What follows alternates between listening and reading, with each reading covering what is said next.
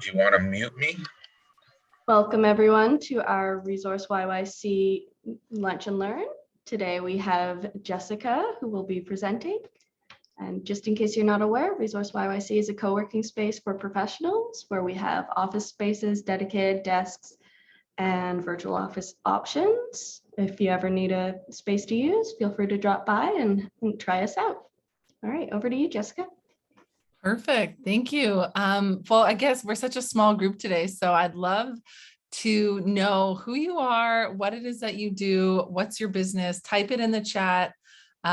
Just get to know each other a little bit more before as I guess I introduce myself. So I'm Jessica Derksen, and I'm really excited to be here today. Thank you guys for having me. I'm the founder of the True to You Lifestyle. So I'm a transformational life and health coach, and I'm passionate about everyone loving themselves, loving their business, and ultimately loving their lives. And one thing that I know to be true is it's really hard to love our lives when we don't have the energy to do so, when we're not feeling great, when we're kind of feeling tired, feeling lethargic, feeling not so good inside. But when we feel really great internally, we do a lot more really great things in our external world. So just waiting to see what comes in through the chat. So as a coach, I offer tips and tools. Geologist, bus driver, awesome. I offer tips and tools to my clients to really, so that they can empower themselves to be the hero of their story, and doing this while feeling incredible from the inside out. So I've taken my background in health and my life coaching and really put it together so people can live their best life while feeling incredible from the inside out. And so I do a lot of work around our belief systems, our paradigms, our identities, our habits. And so today I thought that I would talk about how to feel really great inside, how to take care of yourself, and how to make that habitual so that we can thrive in every area of our lives in our external world. So we can improve our business, our careers, our finances, our relationships, right? All the things that we want. So improving my health, lose weight, many of my issues will go away. All right, glad that thank you for sharing that, Gary. But before we dive into that, so I want to share a little bit about myself, why I'm so passionate about this, why I care so much, and why this is so close to my heart. So growing up, I was the youngest sister, but I was the bigger sixth sister. And so this really affected me. Everyone in my family commented on my weight. People outside of my family commented on my weight. They would constantly tell me, oh, you're big boned. Why are you so much bigger than your sisters? You can't even take their like hand-me-down clothing. And so for years, I struggled with the way that I looked. I struggled with my weight. I struggled with comparing myself to my sisters. I had really low self-esteem. I had low no confidence, low self-worth. So the beliefs that I had created or that I had throughout the years about myself really dictated the actions that I was taking in my life. And so I had really poor habits in terms of what I was consuming. I had poor habits in terms of the people I allowed into my life. I had really poor habits on the activities that I chose to take part in. The actions that I took were a direct reflection of how I felt about myself and what I believed to be true about who I was. So when I was about 19, 20 years old, I had no idea what I wanted to do with my life. I was, really struggling. I was definitely not going down a path that, was really right for me. So I went to see my doctor, and he wanted to prescribe me antidepressants. And I don't like taking medication. I don't know what it is about it. It doesn't matter what it is. I just like swallowing pills are really hard for me. I don't like taking Advil. I just started taking vitamins. So I told him I don't want to take this medication. And beyond that, I knew I wasn't depressed. I was a young girl. I think a lot of young people can relate to this. You're struggling. You don't know what's next. You don't know where your life is going. And so he told me, okay, if you're not going to take this medication, then what I encourage you to do is move your body consistently. So, the next 30 days, get some kind of body movement every single day, whatever, like that's walking, go to the gym, whatever you want to do, just move your body every day. And so at first I was like okay, what the heck? What does moving my body have anything to do with figuring out who I am and what to do with my life? But I was so desperate for change. I was so desperate to feel something different that I did it. And so I got a gym membership. I started walking, I started jogging, I started running, I started doing all the workout classes and the yoga. And I tried all of these things, but I was really consistent about moving my body every single day. It didn't matter what I did. I just got my heart rate up every single day. I got some kind of movement. And moving my body changed my life. That was the beginning of my transformation. And yes, of course, like I lost some weight along the way, but what was way more important and more profound than that, I started to create really healthy habits in my life. I really started to enjoy that feeling that I felt inside. I enjoyed how it felt to move my body, to work out. I loved how much energy I had. And I noticed that the more I would follow through with what I said I would do. So if I committed to going to the gym and I did it, and if I committed to eating a certain way that aligned with how I wanted to eat and feel, and the more I followed through and I did it, the more pride I felt. I started to feel really proud of myself. And in that pride over time, I started to gain more confidence. I started to, build that relationship with myself and like myself. And eventually over many years of, moving my body and going through coaching and drilling and doing changing all these habits in my life, I started to really love who I was and get to know who I was.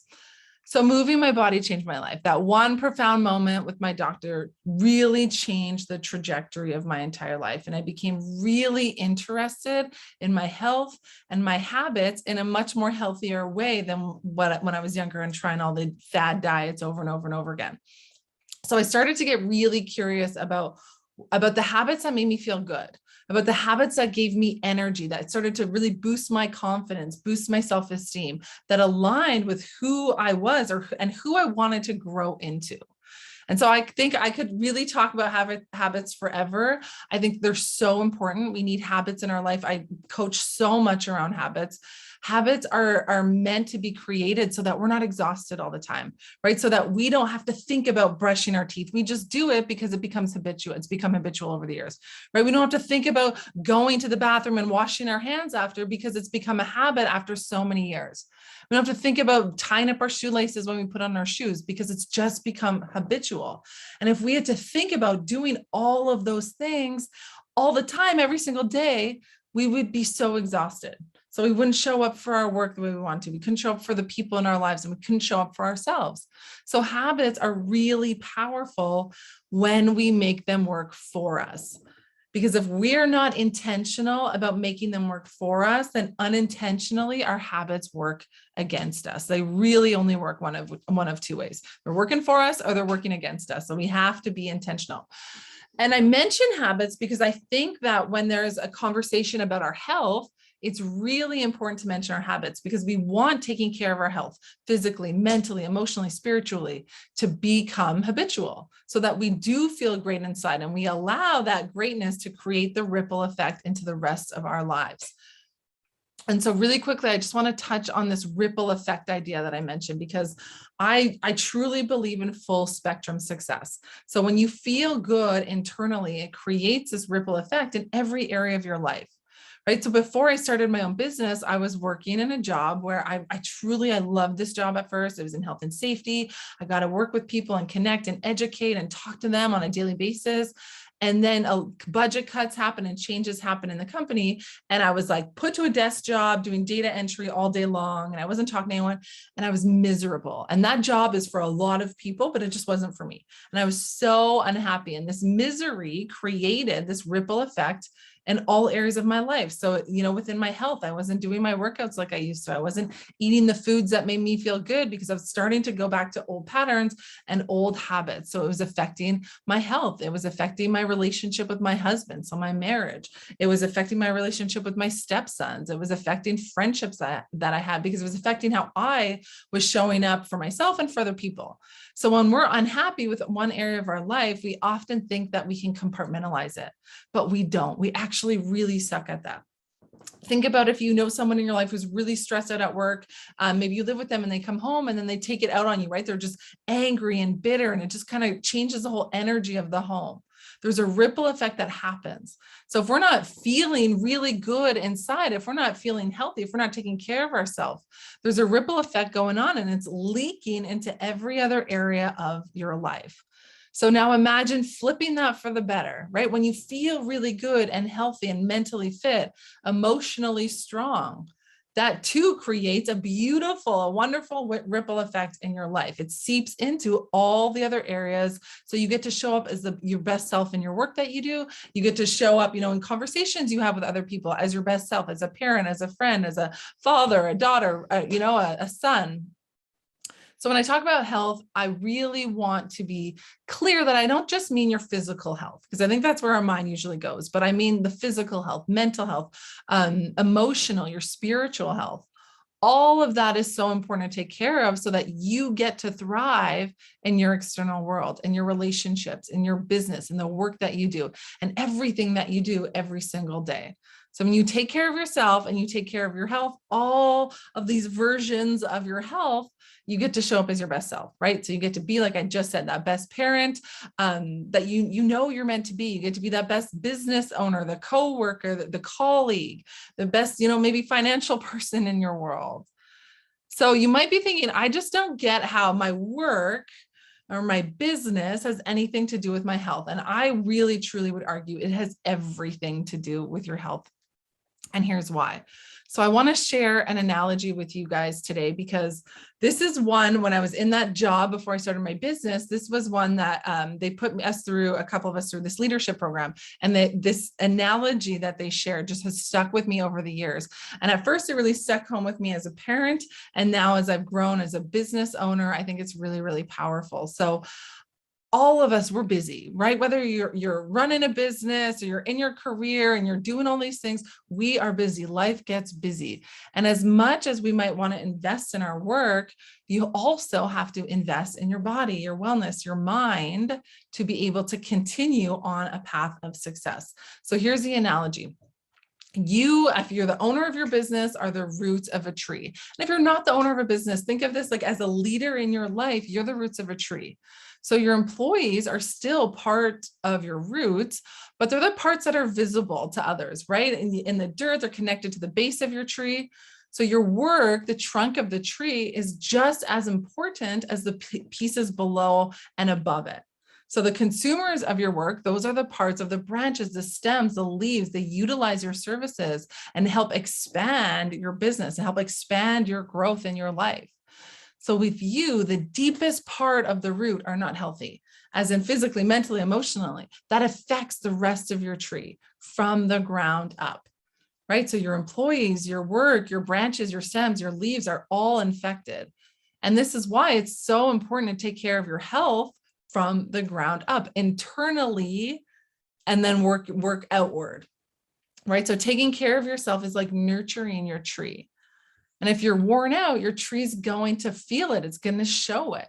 So staying on top of your personal health can truly result in so much growth in your life, personally, professionally, and this automatically overflows into your business, feeding your tree good health and good energy. So the way that you take care of yourself seeps into the way you take care of your business. It seeps into the people around you, your employees, your clients, your customers. So when we're healthy, when we're mentally strong, when we're physically fit, when we're solid emotionally, when we feel good, we can put all of that goodness, that greatness into our business, into our growth, into our development, right? Into our personal lives. So we show up for people, we show up in our businesses, and we show up for ourselves in the best, most impactful way. So when we're tired all the time, when we have pain all of the time, when we don't feel great, we aren't showing up for the work that we do in our best way that we can, which means we're not getting the results that we want. And this doesn't need to just be related to your work, right? We're not showing up maybe as the best parent that we know we can. And that will also create certain results in your family dynamic. So if you're not showing up as the best, you're not getting the results you probably want in any area of your life. So I hope you agree why it's so important for us to take care of our health. Type in the chat. I'd love to know what's one thing you do every day for your health, whether that's physical, mental, emotional, spiritual. What's one thing that you do consistently every day to take care of your health?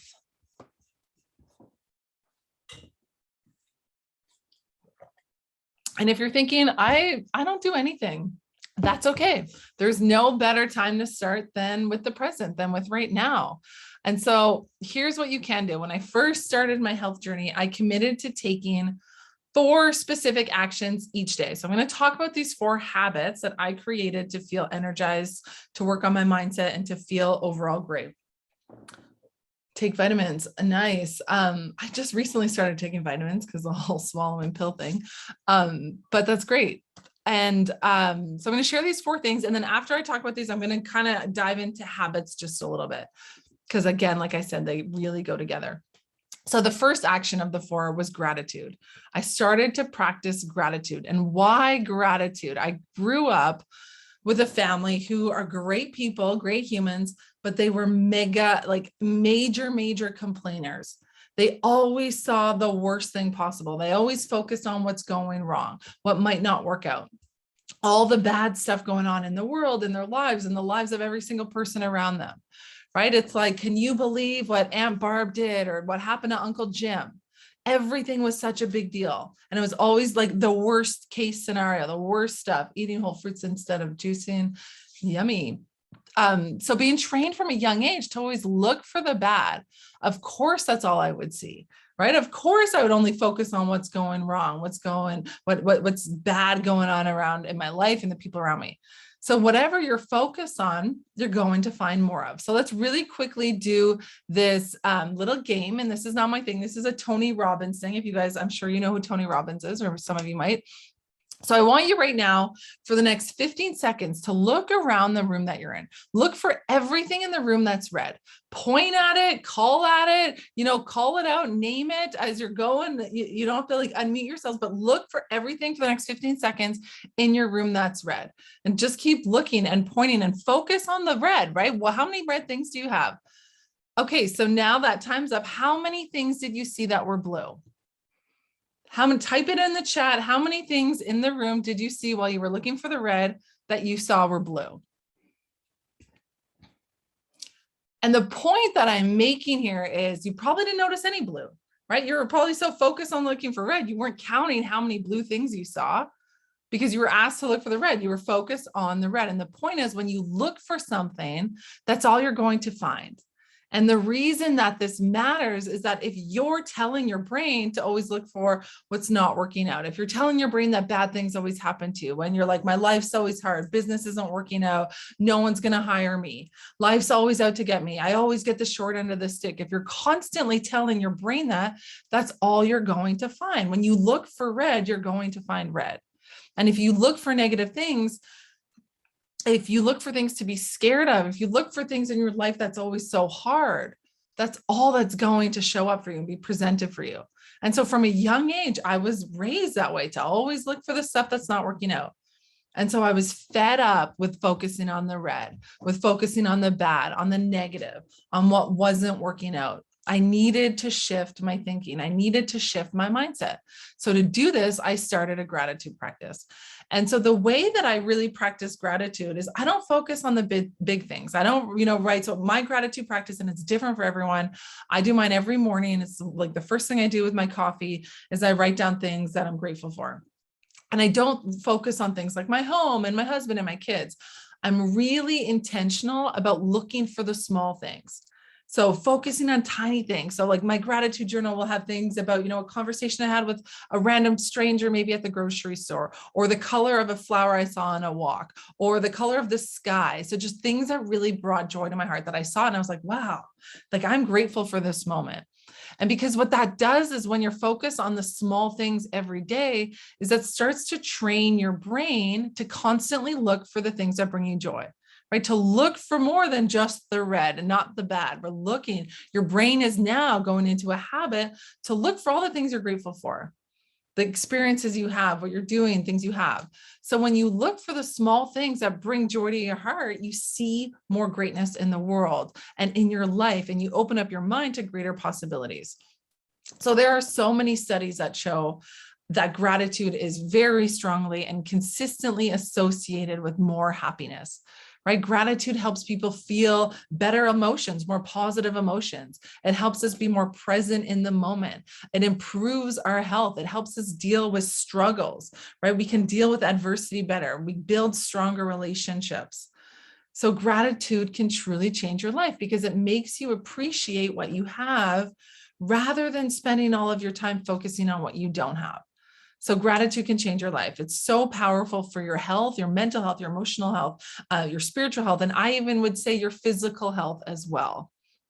So the first thing of the four, I call it the 4 to more, because it was 4 things that I was doing every single day to get more out of my life.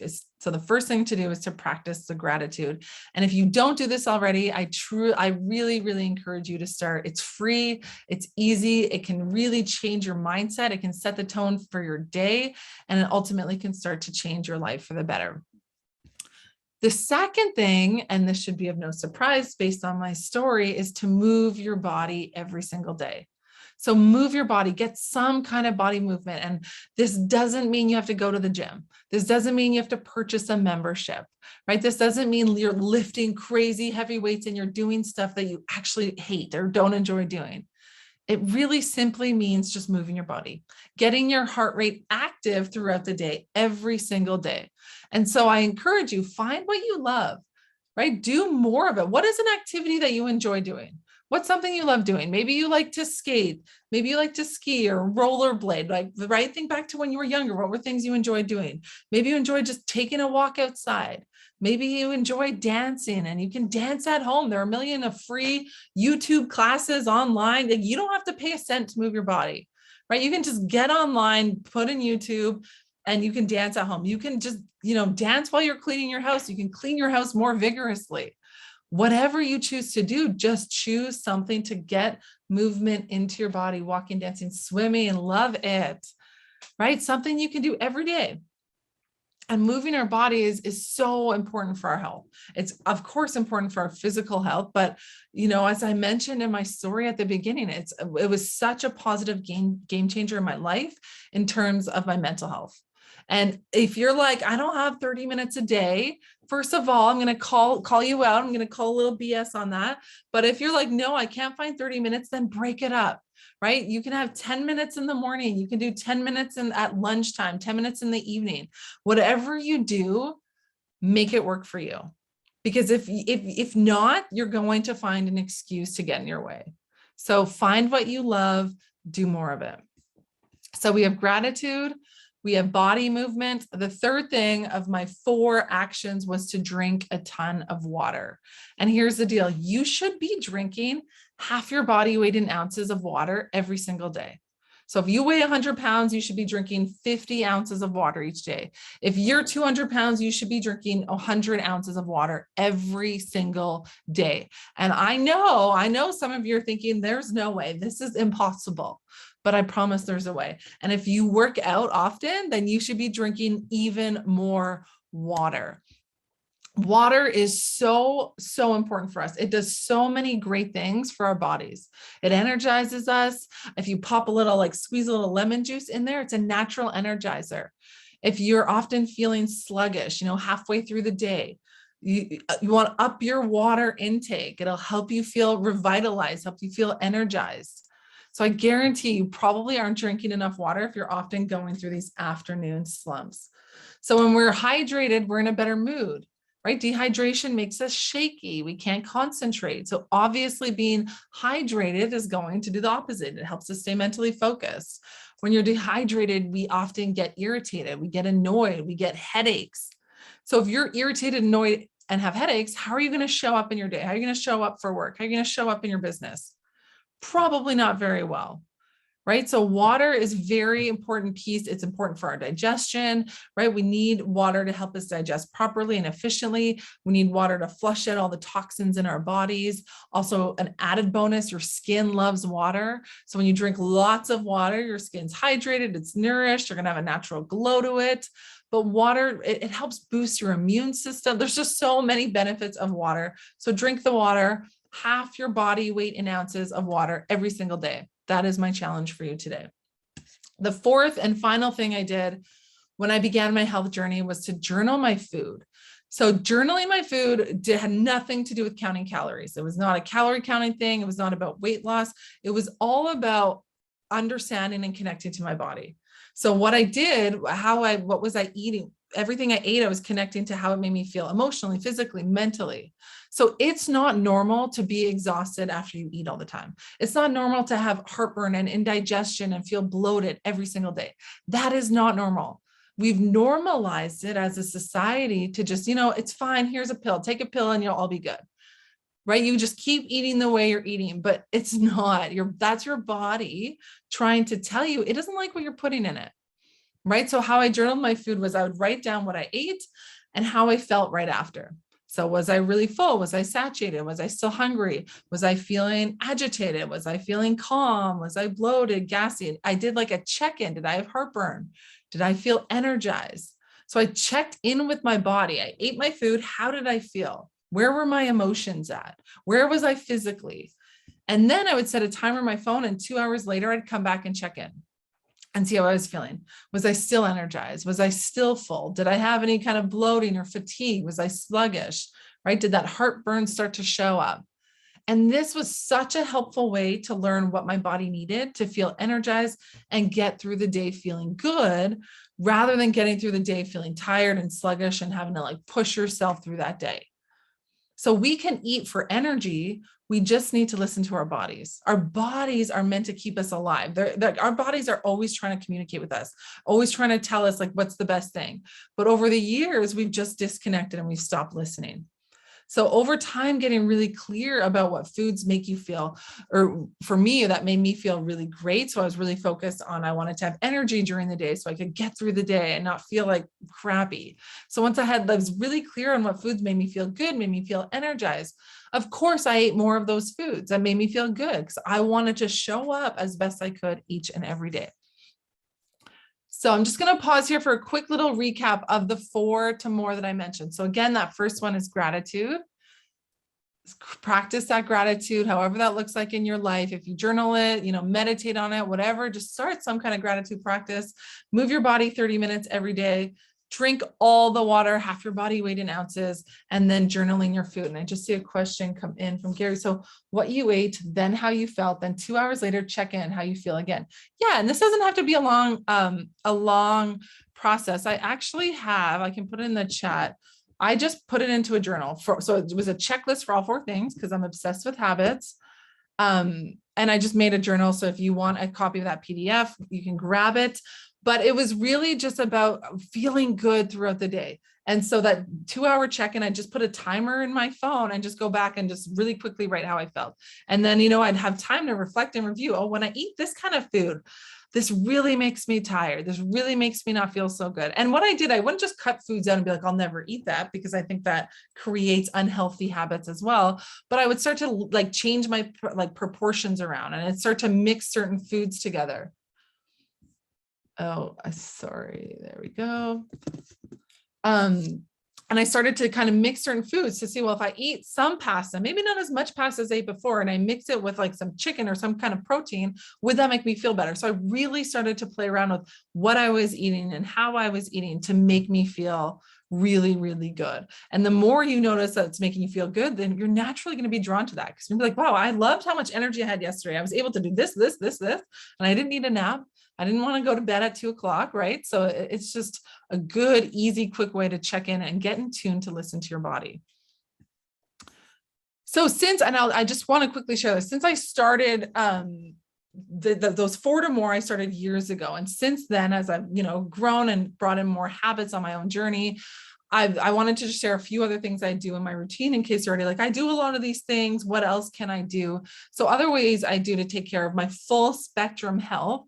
I do some meditation. I journal a lot.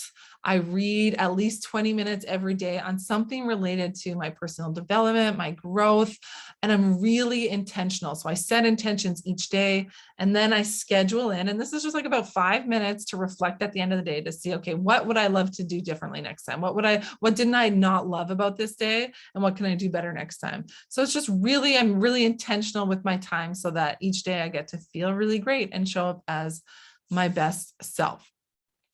All right. So, and if you have any questions, come in but feel free to interrupt me and bring in the questions. So at the beginning, I mentioned that health and habits go together. And this is the bottom line. When it comes to working on your health, it comes down to your habits, right? So I created this checklist, these 4 things, so that they would become habits in my life. So if there's any habit you want to create in your life, like make a checklist for you, right? If there's something, an action you want to take every day, just put it out on a calendar and like put an X on it or something, just to have that show that you're tracking it. And then it makes you feel good. You're like, wow, I did this for 10 days, and it helps you keep going. But when it comes to habits, people always think of, just the action that you're taking. So the behavior. But I think it's really important to understand that habits are so much more than that. So you need to understand how to really deconstruct your habit to be able to create any kind of lasting change in your life, whether that's your health, your business, your finances, and your relationships. Because what often happens is we're like, I'm going to just change this behavior, but I'm not going to change anything else about this. I don't really know anything else about it. And then you go probably about, 20 days. And then afterwards, you're right back to your old patterns, old behaviors. So I wanted to chat a bit today about habits because, like I said, they go hand in hand with our health, and we need habits so that we're not exhausted all the time. So really quickly, a habit is really just a choice that you made at some point in your life. And then you stop making the choice, but you continue to do that thing or take that action without thinking about it, right? Like the brushing the teeth, the tying up the shoelaces. So our brains are designed to build these habits to do things thoughtlessly. Our brain kind of shuts off so that we get to power down a little and have more energy to do other stuff. So a habit is a behavior that's just been repeated enough time that it's become automatic. And like I said, we often think about our habits in terms of the behavior. It's just the one thing. But a habit is really broken into 3 parts. So there's the 3 parts of the habit. The first part is a cue. So the cue is the trigger for your behavior. So your brain, as soon as your brain, like this cue comes in and your brain is triggered, it starts to go into automatic mode. And all of our cues fall into one of 5 categories. So there's time of day, the place or an environment, certain other people, an emotion, or certain preceding action. So there's the cue. That cue triggers you to take an action, right? So the action or the behavior itself. And then the last part after you take this action, after you've done this behavior, is there's a reward, which is why your brain encodes this chunk of behavior as an automatic routine. Every single habit you have in your life delivers some kind of a reward, whether you're aware of it or not. And that reward is how our brain decides, oh, I like this. Like, I'm going to remember to do this and make this pattern easier next time and make this a pattern easier for the future. So every habit has to have these 3 parts: a cue, an action, and a reward. And most of us, like I said, just usually think about the behavior, right? So, eating the donut or working out or reading the book. But this cue and this reward are really important keys to unlocking your habits, unlocking your patterns, and to shaping them and remaking them if you want to change some. So when you know this and can start to wrap your head around it and understand it, it can become really powerful to create change in any area of your life. So like a really quick example. So a cue could be the time of day you wake up in the morning. The action is you go to the bathroom. The reward is you no longer have to go to the bathroom. Or maybe you wake up in the morning, the first thing you do is you brush your teeth. The reward is you have fresh breath, right? So that's a really simple example of habits that most of us have every day. So lots of my clients, and for me, this was many years, but a lot of my clients, when they experience stress, their cue is stress. That's the trigger, right? The action is they start to eat and they overeat a lot. And then they get caught up. And then what happens after they eat a lot, and then they kind of, because they've eaten, they've forgotten about their stress. So the reward is they feel really good, and the goodness might not last very long. And then what happens is they get caught up in this habit loop, because now they're starting to think about, oh, I can't believe I ate all that food. I'm really stressed out. And then they find that cue of stress again. Then they go back to eating more food. And then there's that small reward, and it cues it, and it goes into what's called a negative habit loop. And a lot of people do this, with alcohol. Right? You're experiencing stress, maybe at work, you come home, you have a drink, that's your reward. And then the reward is that you feel de-stressed for a little bit. You got to unwind. And then, you start thinking about your problems again. So then you start getting stressed out again, and then you start drinking again, and you go into this negative habit loop with alcohol. And we do this with a lot of different things in our lives. So we have the cue, the action, and the reward. So how does knowing this really help us eliminate the bad habits and create more empowering habits that align with what we would love? So the first thing you need is clarity, right? When it comes to you want to create any change in any area of your life. So, we're focusing on health today. So what would you love to be experiencing in your health? And I say health because, right, that's our topic, but you can do this with any area. You can, what would you love to be experiencing in your work, in your business, in your finances, in your relationships? Right. So maybe thinking back of our health, maybe you want to start a daily running habit or a workout habit. And so the action is either running or working out, and you need to set yourself up for the right cue. Now that there's going to be, you need a trigger to cue that behavior. So remember, all cues fall into one of 5 categories. We have the day, time of day, place, environment, certain other people, or an emotion or a certain preceding action. So one of the ways that you can create a cue is, let's say you want to go running every single morning or work out every single morning. So for me, what I did, I work out every morning. What I started to do years ago is every evening, I would put my workout clothes in my bathroom, because as soon as I wake up in the morning, the first thing I do is go to the bathroom and I see my workout clothes there. And so I'm going to put them on, right? It's easy. I made that cue very visual. So you want to ritualize that visual cue. So think about, okay, I want to create a new habit in my life. How can I make that cue extremely visual? So it forces you to take action. So you want to create obvious visual cues that draws your attention toward any desired behavior. If you want to make a habit a big part of your life, make the cue a big part of your environment. You want to see it, right? So you're going to take the action. If you want to read more, you're going to, put books on your nightstand or on your coffee table or on your desk where you're going to see them more.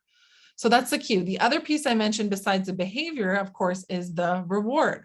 So when you're creating your new health habit and you want to make it attractive, right? You want there to be an immediate reward. Habits are a dopamine-driven feedback loop.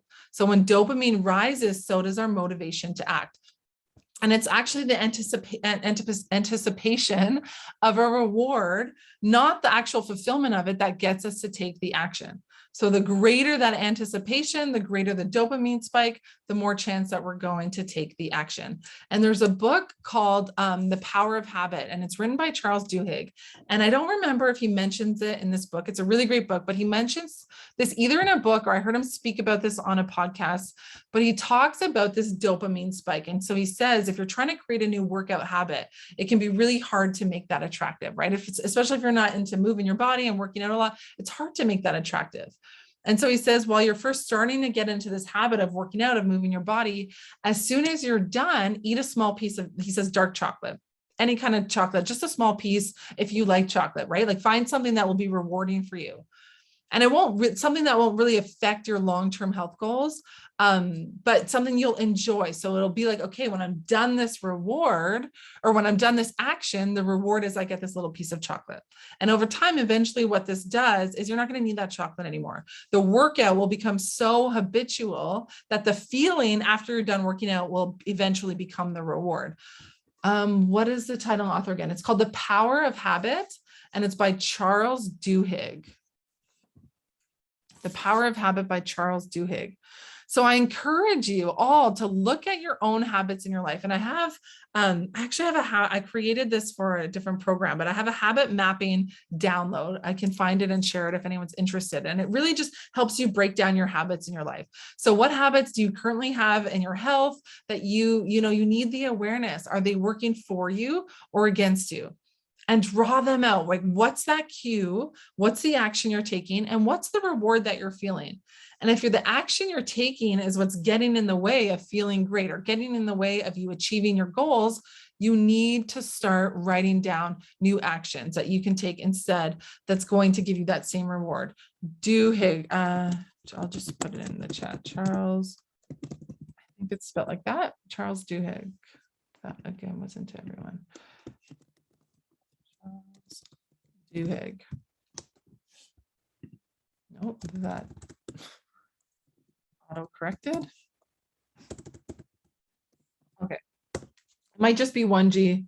but you should, if you write the power of habit, it should come up. So Mel Robbins, if you know who Mel Robbins is, she's really big in like the personal development world, personal growth. She has a really great example around this. And she kind of sums this up really nicely. So I want to share that with you. And she talks about procrastination. So she says, you're not a procrastinator. You have a habit of procrastinating. And all habits, of course, have those three parts, right? There's a trigger. And she says, in the case of procrastination, the trigger is always stress. And there's a pattern you repeat, and the pattern is to avoid doing something. And then there's the reward, and the reward is, well, you get a little stress relief. And so the only way to break a habit is not to deal with the trigger, because really, realistically, you know, at some point in your life, you're going to be stressed. We can't just get rid of stress forever. But she says you can change your pattern of avoiding work. So next time, she says, you're in a situation where you feel yourself start to hesitate, what she suggests to do is recognize that you're avoiding. So we need awareness to create change in any area of your life. You need to have awareness. So have that awareness. Okay, I'm avoiding here. And then acknowledge the stress. And then if you know her, she's famous for counting backwards. So she says, go 5, 4, 3, 2, 1. And she says, count to yourself, because what that does, it interrupts the habit that's stored here in the back of your brain. And she wants you to awaken in your prefrontal cortex. So go 5, 4, 3, 2, 1, and then go just work for 5 minutes. And you can do this in terms of your health, right? So if you know you want to go work out and you're kind of thinking, oh, I'm going to procrastinate, I'm avoiding here, go 5, 4, 3, 2, 1, and just commit, go work out for 5 minutes. And what happens is, based on research, that once you get started, 80% of people will keep going past that 5 minutes. So when it comes to habits, you're going to get clear on your current habits, which ones are working for you, which ones aren't, which ones are working against you, right? And for those ones that aren't working out for you in the life you want to create, or the goals that you might have, you will get that clarity, that understanding. What's your cue? What's the trigger, right? What's triggering the undesired behavior?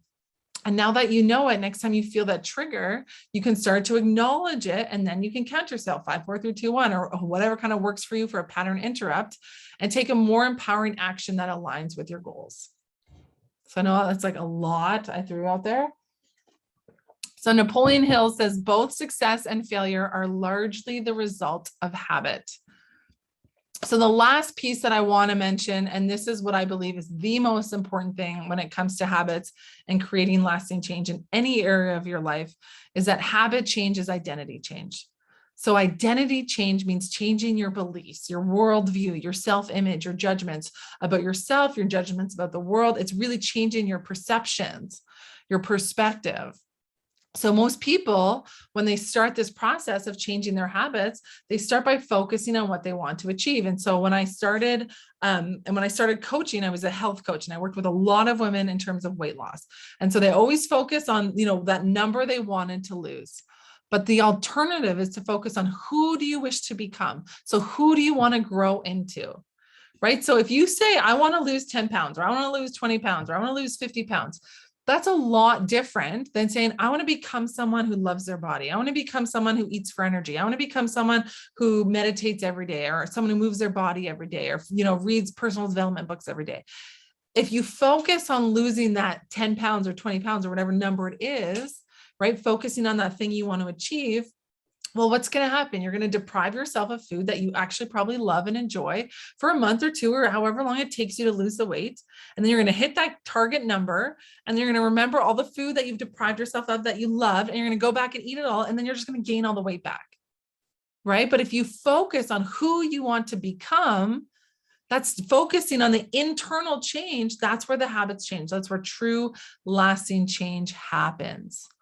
Right? So we often, we put so much attention, and we start with what we want to achieve, losing that 10 pounds, writing a book, starting $1 million company. And we put these systems in place, but our identity is always there. We haven't done the internal work to change our identity. So your old beliefs, they can come up at any time, and they sabotage your progress. So any behavior that you're taking that's not in alignment with who you are at your core, your identity, it will not last. And this is why when you think of lottery winners, the majority of lottery winners, I think it's like 90%, and I could be exaggerating, but it's high. 90% of lottery winners within 2 to 3 years are back to their original income. right? They're back to their pre-winning income. And it's because they haven't changed who they are. They haven't changed their beliefs. They haven't worked on their identity shift as a person. They might still believe there's someone who always lacked money or who couldn't pay their bills and, who lived paycheck to paycheck. And so they spend all that money because they haven't really believed there's someone who could save and, be that type of person. So they lose all that money, they spend it all, and then just go back to their original earnings. So it's really hard to change your habits if you never change the underlying beliefs that led to your past behavior.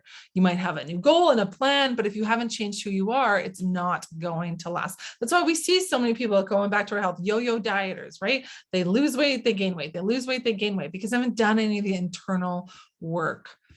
So there's an example from the book. This is another book, another habits book. This one's called Atomic Habits. And this is by James Clear, Atomic Habits by James Clear. And he talks a lot in depth about this. And the example that he gives, I'll share with you just to kind of drive this home, is he says, if you are a smoker, if you're someone who smokes and you're trying to quit, and someone offers you a cigarette and your response is, no, thanks, I'm trying to quit. That response still comes with the belief that you're still a smoker. You're still a smoker. You're just trying to do something different. You're hoping that your behavior will change, but you're still carrying around the same belief, the same identity of being a smoker. But if someone offers you a cigarette and you decline and say, no, I'm not a smoker, that starts to signal a shift in your identity. Right? So most people think, I want to lose weight, I want to be thinner, and I stick to this diet, I'll be thinner. And they set goals and determine the actions they should take to achieve those goals, but they don't really look at it. They don't consider the beliefs that's driving their actions internally, right? So they're not shifting the way that they think about themselves or shifting the way they look at themselves. And they're not recognizing that we all have old beliefs inside of us and identities. And if we don't work on changing those, it's really hard to create lasting change in any area of your life. So in this book by James Clear, Atomic Habits, he shares what's called the two-step process to identity change. So this will help you to change your habits and create habits that align with your goals. So the first thing you need to do is decide the type of person you want to be. Decide who you want to be, right? And then prove, and I say that because life is about growth. We're always growing into another version of ourselves, right? I mean, not everyone, but I think we're here because we want to grow and, be the best version of ourselves. So number one, decide the type of person you want to be. And then the second thing you're going to do is prove it to yourself with small wins, small actions every single day. Right? So first decide, who do you want to be? Who do you wish to become? Who do you wish to grow into? What do you want to stand for? What's important to you? What are some of your values?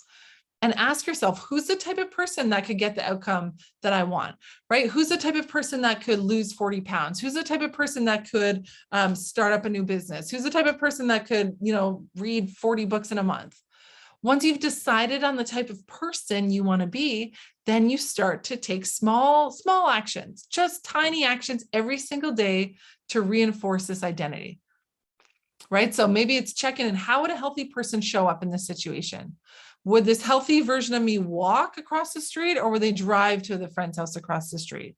And you start taking the action that aligns with the healthy version of you, right? How would a patient person, maybe you want to become a really patient person. How would a patient person respond to the situation?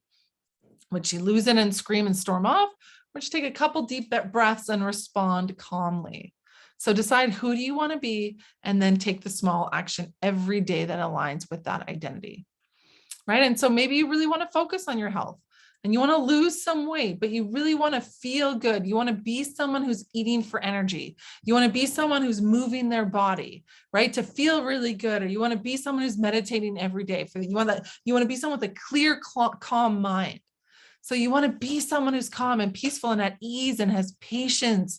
So to be that person, maybe you're going to start meditating, or to be that person, maybe you're going to journal your food to have that energy, right? So you understand what foods make you feel good. Maybe you need to be drinking more water. So decide, right, who you want to be. Who are you growing into? What is that next version of yourself? And what actions will you start to take every single day? to prove that. And when it comes to habits, it's so important to recognize small changes every day. There's a saying, small hinges swing big doors. And that is so true and so powerful. But I love habits. There's so much to dive into. I have a full class on it coming up in April. I teach it in my community every year. And so if you are interested in joining April, let me know. I'll send you the link for that. But as I wrap up, I just want to, pause, check in, see if there's any questions or comments. If you want to share any habits that you want to work on and maybe chat about that a little bit. But I do want you to remember, in any area of your life, whether you're a business owner, you are a leader in your life in some way. You lead your life, right? So remember, you are the roots of that tree. So taking care of yourself is so, so important. And there's that cliche that you can't pour from an empty cup, and it's a cliche for a reason, because it's true. So take care of yourself, right? Practice that gratitude, move the body, drink the water, and journal your food if it's something that resonates with you. And I'll pause. Is there any questions, comments, thoughts, habits you want to work on?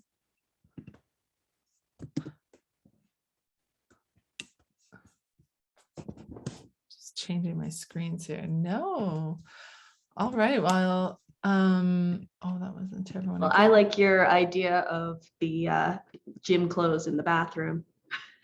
Yeah, I know. And it was such a simple one. And I'm not even joking, to this day, my husband still makes fun of me. He's like, I don't understand why the gym clothes in the bathroom. I'm like, I don't even notice that I'm doing it anymore. It's become like every night as I brush my teeth, I just grab my clothes and put in the bathroom, which is really funny. Beautiful. Well, thank you all for listening. Lots of great techniques to try out. And if anybody wants, some more techniques or just to have another chat, feel free to contact Jessica, and I'm sure she would be happy to share more. Yes, I'm going to just put my email in the chat if anyone wants to connect and chat or dive deeper into this. And we'll have your LinkedIn posted when we post the video as well, so people can contact you through that. Beautiful. Thank you so much. All right. Thank you everyone for joining us. I hope you have a great day.